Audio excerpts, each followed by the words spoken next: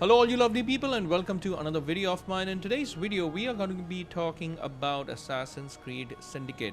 Now in case you're wondering why are we talking about Syndicate, because this game came out in 2015. Well, the reason is because this has recently got a brand new update, and we've got patch 1.54, and this patch brings 4K 60 FPS to your PlayStation 5 and also your Series X consoles. So now you can enjoy this game in glorious 4K resolution, and the icing on the cake is that it even gives you 60 FPS. So this game was a great game, by the way, in terms of Assassin's Creed standard, and it came right after Unity. So they launched two games back to back. Unity came out in 2014 and Syndicate came out in 2015. Unity happens to be one of my favorite Assassin's Creed games. I know it came along with a lot of bugs when it released, but over the years, it definitely became a lot more refined and all those bugs just vanished. So now, if you actually talk about Unity in 2024, it's actually a pretty solid title and it looks fantastic on the PC. But here we are talking about this particular game, Syndicate, which came out a year after. And this has never got 60 FPS on any of the consoles, PlayStation 5 or Series X. But now you have an opportunity to play this in full 4K glory with that 60 FPS. And can I just tell you straight off the bat that it looks absolutely stunning even after all these years.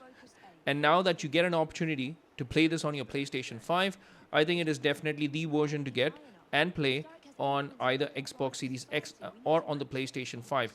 Now, surprisingly so, the file size of this update is drastically different on Xbox and on PlayStation 5, because on PS5, it's less than 1 gigabyte. But on the Xbox, the update itself is worth many gigabytes. I think close to 40 gigabytes. I don't know what the reason behind that is, technically, but it is a vast difference. In case you're concerned, does the PlayStation 5 compromise because it's less than a GB? Then I don't think so. As you can see, I in fact made sure that I record this footage in 4K as well, because generally I take gameplay videos out in 1080p. But I made an exception in this case. So when I was doing game capture on my PlayStation 5, I made sure to record in 4K, 60 FPS. So all the footage that you're about to see, except for some footage, because I'm also going to show you a footage of what this game looked like in patch 1.53. So I'm going to make a small little comparison as well, just to show you how different this game now looks thanks to this new update. Syndicate is also benefited from all the lighting effects that Unity benefited from, because this was one of those newer titles back in those days where the lighting was completely rejigged, or they had redone the lighting coming from the Ezio trilogy or the Ezio games or any of the other Assassin's Creed games. So the lighting looks absolutely fantastic in this game. And one of the things that this game brought about was also the ability to be able to sling across the city. I think that was a welcome addition, because this, in comparison to the Paris that they had in Unity, is comparatively bigger. Therefore, they needed to have some kind of a traversal mechanism where they can cover a lot of ground. And while I appreciate that they actually bought this change, it was a welcome change, but what they took away from Unity, which was present in Unity, was the ability to get into buildings and move from outside and from within as well. So I think that was one of the coolest things that Unity offered. That level of immersion was there in Unity, which unfortunately is missing in Syndicate. Syndicate also benefited from one of those games where you had an ability to play as Evie or Jacob Frye. So you could switch between these characters at any point. You just had to go to the screen where, like the option screen, and just press R3 on your controller, and you could easily toggle between these two characters. Now, it's no surprise that Evie Frye, just like so many other gamers out there, is the comparatively better option to play with. Jacob is just a prick, to be honest. I mean, he's so silly, he's so ignorant of all the things around him that he comes off as being very snobby. In fact, he has qualities of a villain instead of being a hero. So, very antagonistic qualities you would find in Jacob Frye. But Evie, on the other hand, is comparatively way more matured.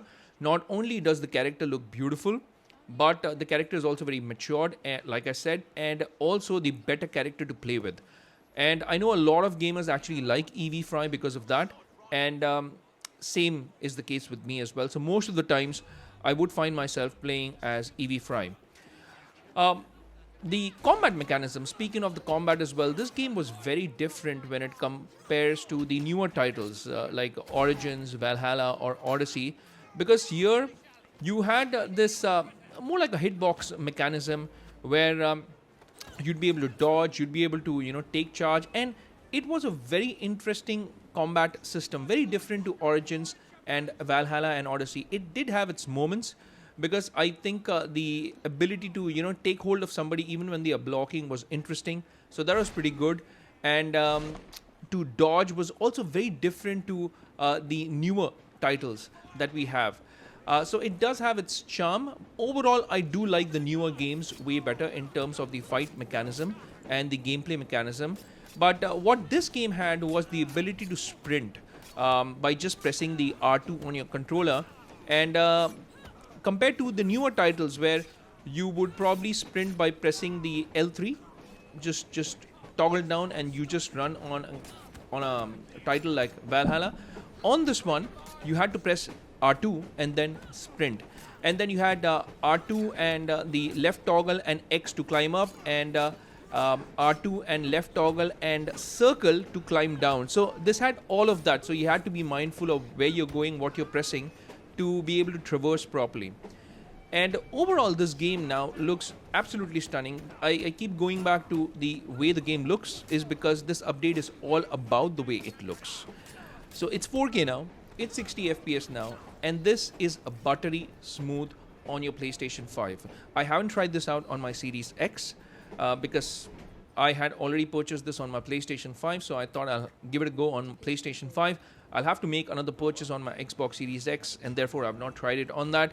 I recently tried it on the Lenovo Legion Go as well. I've made one video on the Legion Go, but I also discovered another setting with integer scaling. So I'm going to make another video with integer scaling on Lenovo Legion Go as well. You can become a part of my community. Make sure you hit that subscribe button so that you are in touch with all the latest videos that I release. So this game now looks absolutely stunning with the 60 FPS goodness that it gets. And I'm just going to show you a very small comparison here as to what this looked like in patch 1.53 versus the patch 1.54 that you now have. So here, the patch 1.53 is where Jacob's running, and patch 1.54 obviously has Evie Frye. But look at how choppy it looks when I slow the footage down. So what I've done here in this comparison is I have taken the footage and I've slowed it down half speed, and this is what it looks like. So previously, as you can see, in 30 FPS, you obviously don't have that smooth experience. But now with this latest update, the gameplay looks so much smoother, especially when you slow the footage down. You actually kind of appreciate how much better it looks. Not just in fidelity, but also in that movement, because the character looks way, way smoother, and it is so much more pleasing to the eye in terms of visual fidelity and also in terms of the smooth gameplay. So, as I always use in all my videos, it is now buttery smooth. So, there was just a quick example of that. And overall, I would say I'm really happy about the fact that Ubisoft, who have notoriously been in the news for all the bad things, for the monetization that they have in their games, etc., here's something that they have done which is really good for us gamers. So you have to give them credit where it's due. And just like when I made a video on Assassin's Creed Origins, when that game had received a 60 FPS patch on the Series S even, I'm really thankful that Ubisoft has done this for us gamers, where we get an opportunity to play one of our all-time favorites, at least my all-time favorite Assassin's Creed title, one of the all-time favorite. I think this would probably sit right after Odyssey is number 1. Number 2 would be Unity. Number 3 would be Origins. And then finally, I like this, Assassin's Creed Syndicate, number 4. I know I probably might get a lot of hate in the comments because I'm not even mentioning Assassin's Creed trilogy of titles from Ezio. I think those games are dated. They can use like a remake. and therefore I don't want to take them into this list of my top few Assassin's Creed titles. Now, story-wise, that is really good. So, if I have to really talk about the story, then I think Assassin's Creed Ezio trilogy would be right up there in the top three. But from the visual perspective, this is what, and from the overall character liking perspective, like Evie Frye, I really like her. I like obviously Cassandra from Assassin's Creed Odyssey, and even in Origins. I like these characters from these games, so that's why I'm biased towards these games when it comes to the overall gaming experience from these Assassin's Creed titles. So here we are, guys, in 2024, enjoying a title which came out in 2015 on our PlayStation 5 consoles in 4K glory and in 60 FPS. What do you guys think about it? Are you thankful that we've got this patch in 2024? I am. Let me know what you think in the comment section.